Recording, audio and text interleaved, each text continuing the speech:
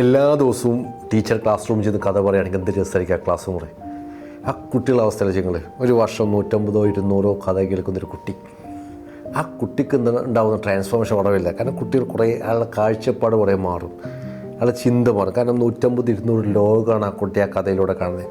മാത്രം ടീച്ചറുള്ള അപ്രോച്ച് മാറും. കാരണം നമ്മൾ കഥ പറയുന്ന ആളുമായിട്ട് നമുക്ക് ഭയങ്കര അറ്റാച്ച്മെൻറ്റ് ഉണ്ടാവും. അത് നമ്മൾ പറയുകയെന്ന് വെച്ചാൽ ന്യൂറോൺസ് തമ്മിൽ കണക്റ്റ് ആവുമെന്നാണ് പറയുക. കഥ പറയുന്നയാളും കഥ കേൾക്കുന്ന അറ്റാച്ച്മെൻറ്റ് കൂടും. കുട്ടികളിൽ ഹ്യൂജ് ട്രാൻസ്ഫോർമേഷൻ നമുക്ക് ക്രിയേറ്റ് ചെയ്യാൻ പറ്റും. അപ്പോൾ ഞങ്ങൾ ഈ പ്രൊജക്റ്റ് ഉദ്ദേശിക്കുന്നതെന്ന് വെച്ചാൽ ഒന്ന് ടീച്ചേഴ്സിനെ കഥ പറയാൻ പഠിപ്പിച്ചു കൊടുക്കുക. കഥ പറയാൻ പഠിച്ചു കഴിഞ്ഞാൽ ഒന്ന് ഒരു ടീച്ചർ പ്രസൻറ്റ് ചെയ്യുന്ന ക്ലാസ് റൂമിൽ സബ്ജക്റ്റ് പോലും അട്രാക്റ്റീവ് ആവും. ഒന്ന്. രണ്ട്, ഈ കഥ ഓർത്തിരിക്കുക എന്നുള്ളതാണ് എല്ലാവരെയും പ്രയാസം. ഇപ്പോൾ ഞങ്ങൾക്ക് അത് ഓർമ്മയുണ്ടാവും, കാരണം ഞങ്ങളെ മെയിൻ ഏരിയ അത് എല്ലാവർക്കും അത് ഓർമ്മയുണ്ടാകുന്നില്ല. അപ്പോൾ ഞങ്ങൾ ചെയ്യുന്നത് വെച്ചാൽ റെക്കോർഡർ വേർഷൻ കൊടുക്കുകയാണ്. സ്റ്റോറിയുടെ റെക്കോർഡ് വേർഷൻ കൊടുക്കും.